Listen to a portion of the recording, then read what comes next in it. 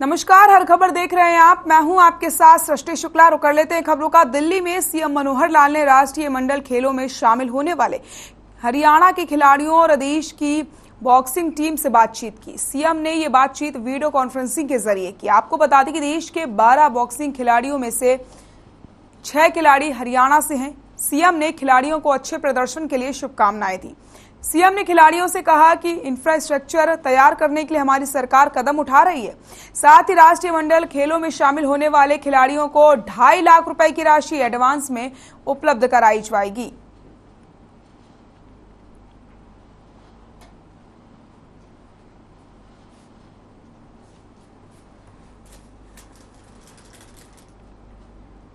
रेवाड़ी पहुंचे हरियाणा चुनाव आयुक्त धनपत सिंह ने कहा कि पंचायती राज चुनाव सितंबर महीने में होंगे। उन्होंने कहा कि पहले दिन जिला परिषद और पंचायत समिति के चुनाव कराए जाएंगे।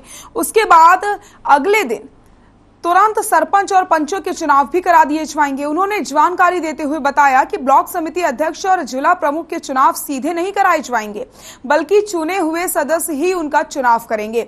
उन्होंने ये भी बताया कि बीसीए की सीट को लेकर के अब असमंजस समाप्त कर दिया गया है, क्योंकि ये सीट जनरल सीटों में तब्दील कर दी जाएगी। इस दौरान धनपत सिंह ने चुनाव से संबंधित अधिकारियों से विचार विमर्श किया।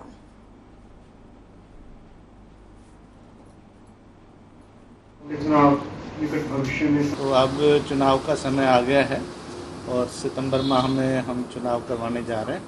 तो उसी के लिए तैयारियों की व्यवस्था देखने के लिए मैं यहाँ पर सर कितने अभी ये तय तो नहीं किया गया है, लेकिन ऐसा मैं सोच के चल रहा हूँ कि चुनाव तो एक ही चरण में होगा, लेकिन पहले एक दिन में हम करेंगे जिला परिषद के जो सदस्य और पंचायत समितियों के सदस्य का जी, और एक दिन छोड़ के फिर पंचायत मेंबर जो है और सरपंच का। आज की इस मीटिंग में मैं बादली से कांग्रेस विधायक कुलदीप वत्स ने प्रेस कॉन्फ्रेंस की और पंचायत चुनाव को लेकर के बयान दिया। विधायक कुलदीप वत्स ने कहा कि आगामी पंचायत चुनाव में कांग्रेस सिंबल पर नहीं लड़ेगी, क्योंकि ये चुनाव आपसी भाईचारे और ग्रामीण लेवल का है। इसमें किसी पार्टी की भागीदारी नहीं होनी चाहिए। इसके साथ ही कुलदीप वत्स ने बीजेपी पर निशाना साधा और कहा कि भारत का हाल भी बीजेपी श्रीलंका जैसा करने जा रही है।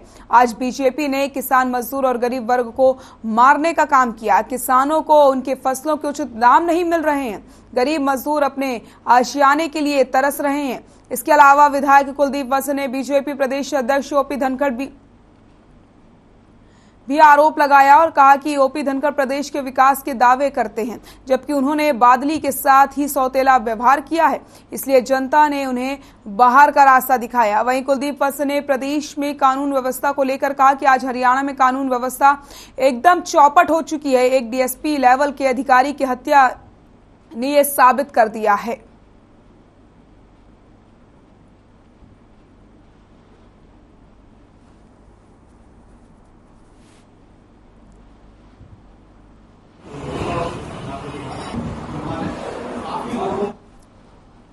रतिया पहुंची कांग्रेस की पूर्व प्रदेश अध्यक्ष कुमारी सैलजा ने कहा, जहां एक तरफ सरकार पर जमकर निशाना साधा, तो वहीं दूसरी तरफ ये भी माना कि कांग्रेस में संगठन बनना चाहिए। कुमारी सैलजा ने कहा कि एक तरफ जहां सरकार से हर वर्ग परेशान है, तो वहीं दूसरी तरफ प्रदेश में भी अपराध बढ़ा है।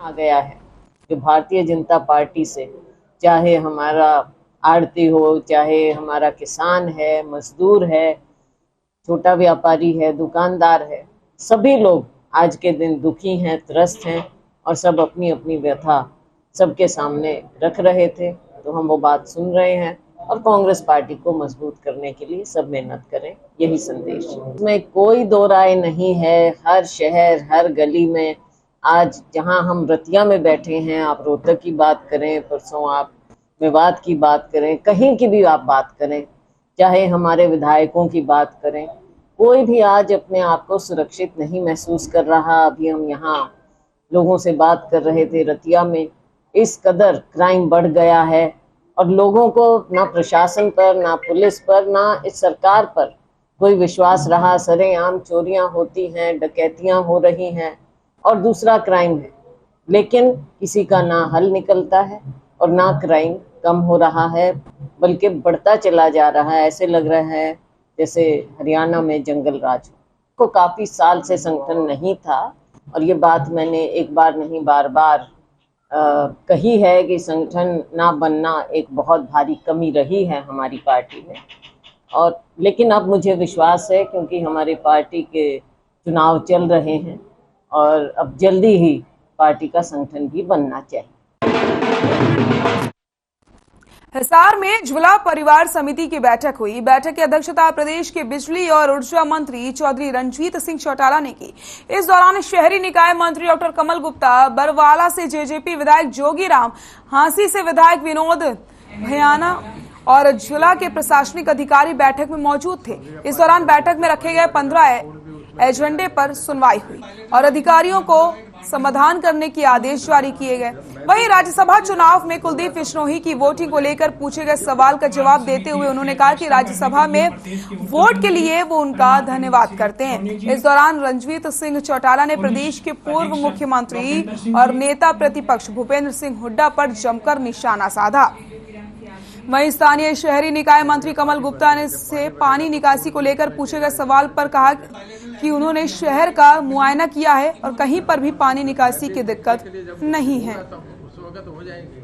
परिवार समिति की अध्यक्षता करने के लिए प्रदेश के ऊर्जा मंत्री परम आदरणीय श्री सोनी जी, पुलिस अधीक्षक लोकेंद्र सिंह जी, प्रदेश के कृषि मंत्री जेपी दलाल लोहारू पहुंचे। इस दौरान उन्होंने कहा कि लोहारू में करोड़ों रुपए की लागत से आधुनिक विश्राम गृह, नहर कॉलोनी, अनाज मंडी और सब्जी मंडी का निर्माण कराया जाएगा। इस दौरान कृषि मंत्री ने लोहारू क्षेत्र में चल रही विभिन्न विकास परियोजनाओं का निरीक्षण भी किया और विश्राम गृह में अधिकारियों की बैठक लेकर के विकास कार्यों की समीक्षा की गई। उन्होंने कहा कि अधिकारी विकास कार्यों के निर्माण में किसी प्रकार की कोताही न बरतें। कृषि मंत्री ने कहा कि बरसाती पानी की निकासी की समुचित व्यवस्था की जाए। उन्होंने अधिकारियों को निर्देश दिए हैं कि वे गरीबों के हितों की अनुदान, कन्यादान और पेंशन संबंधित योजनाओं का लाभ पात्र व्यक्तियों तक समय पर पहुंचाना सुनिश्चित करें। वहीं कृषि मंत्री ने अपने निवास स्थान पर लोगों की समस्याओं को भी सुना है।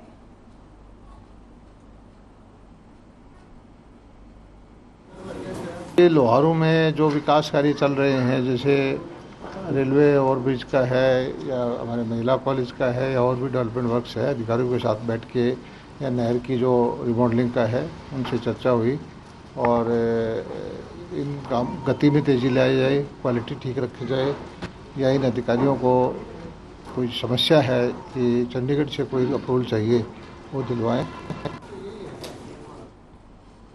चरखी दादरी की नई अनाज मंडी में एमेच्योर कबड्डी एसोसिएशन हरियाणा के तत्वाधान में 59वीं सीनियर नेशनल पुरुष कबड्डी प्रतियोगिता का आयोजन किया जा रहा है, जिसमें हरियाणा के कृषि मंत्री जयप्रकाश दलाल पहुंचे। आपको बताते चलें, प्रतियोगिता में अच्छा प्रदर्शन करने के लिए खिलाड़ियों को प्रेरित किया गया। कृषि मंत्री जेपी दलाल ने बताया कि हरियाणा सरकार खेलों को बढ़ावा देने के उद्देश्य से गांवों और कस्बों में खेल नर्सरी का निर्माण कर रही है और जहां पर खिलाड़ियों को सभी प्रकार की सुविधाएं उपलब्ध कराई जाएंगी। कृषि मंत्री जयप्रकाश दलाल ने कहा कि चरखी दादरी खेलों का हब बन चुका है और हमारी कोशिश है कि प्रदेश के से ज्यादा खिलाड़ी अच्छा प्रदर्शन करते हुए देश और प्रदेश का नाम रोशन करें। कोई भी हमारे यहाँ पर चाहे दूसरी स्टेट से कोचिंग आए हैं, नवनिर्वाचित सांसद अध्यक्ष कबड्डी एसोसिएशन हरियाणा आदरणीय श्री कृष्णलाल जी। तो खिलाड़ियों को अच्छा प्रदर्शन करने के लिए प्रेरित किया गया। कृषि मंत्री जेपी दलाल कबड्डी प्रतियोगिता में पहुंचे, तस्वीरें भी आपकी टीवी स्क्रीन पर। तो प्रतियोगिता में कृषि मंत्री जेपी दलाल ने पहुंचकर कई ऐलान भी किए हैं। इसी के साथ हर जगह नर्सरी खोली जा रही है ताकि खिलाड़ियों को आने वाले समय में किसी परेशानी का सामना न करना पड़े। उन नर्सरी में हर प्रकार की सुविधाएं खिलाड़ियों के लिए कराई जाएंगी। इसी के साथ अच्छा प्रदर्शन करने के लिए भी खिलाड़ियों को प्रेरित किया गया है। पुंडरी के डीएवी स्कूल में पर्यावरण एवं संस्कृति संरक्षण मंच के सौजन्य से विधायक रणधीर सिंह गोलान, चेयरमैन हरियाणा पशुधन विभाग की उपस्थिति में पौधारोपण किया गया। इस मौके पर कई औषधीय पौधे भी लगाए गए। छात्रों को संबोधित करते हुए विधायक रणधीर सिंह गोलन ने कहा कि लोगों को अधिक से अधिक पौधे लगाने चाहिए ताकि अपने पर्यावरण को सुरक्षित रखा जा सके।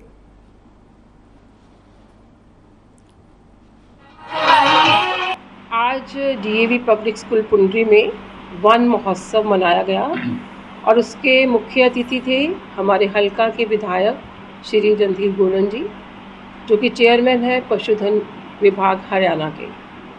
हम सबको पता है कि पर्यावरण को बचाना हमारे लिए कितना ज़रूरी हो गया है। ग्लोबल वार्मिंग हो गई है, हमारा स्वास्थ्य बिगड़ रहा है।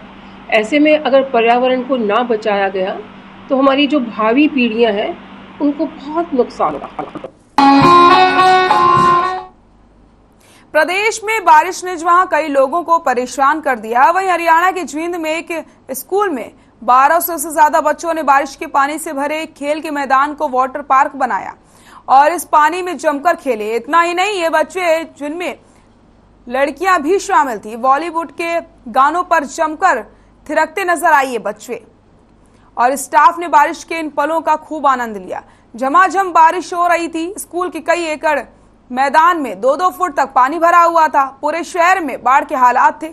शहर की सभी सड़कें, बस स्टैंड और सरकारी इमारतें कई फुट पानी में डूबी हुई थी। ऐसे समय में स्कूल प्रशासन ने स्कूल को वाटर पार्क बनाने का फैसला लिया, जिसमें 1200 से ज्यादा बच्चे और 100 से ज्यादा स्टाफ क्लासरूम छोड़ करके मैदान में आ गए। पानी से भरे मैदान में बच्चे कई गानों की धुन पर थिरकते नजर आए। तो वहीं बारिश में फुटबॉल खेल रहे थे, तो वहीं कुछ बच्चे झूलों को वाटर पार्क के झूलों का रूप दे दिया गया था। तो आपको बताते चले, यहाँ पर आप देखिए किस तरीके से बच्चे स्कूल के मैदान में जमकर मस्ती करते नजर आ रहे हैं। जींद में बहुत तेज बारिश थी, हर जगह पानी ही पानी था। तो जब हम स्कूल में पहुंचे तो सभी ग्राउंड्स हमारे पानी से भरे हुए थे। तो बच्चों की स्ट्रेंथ भी अच्छी थी। तो हम लोगों ने विचार किया कि क्यों ना इस नेचर का आनंद लिया जाए, क्योंकि जब आप बच्चों को पढ़ाते हो, शिक्षा देने के लिए आप बच्चों को जितना प्रकृति से जोड़ेंगे, उतना ही उनके विचार, डिसिप्लिन, उनका व्यवहार आपको प्राकृतिक और व्यवहारिक मिलेगा, उतनी ही ईमानदारी उनके चरित्र में आएगी।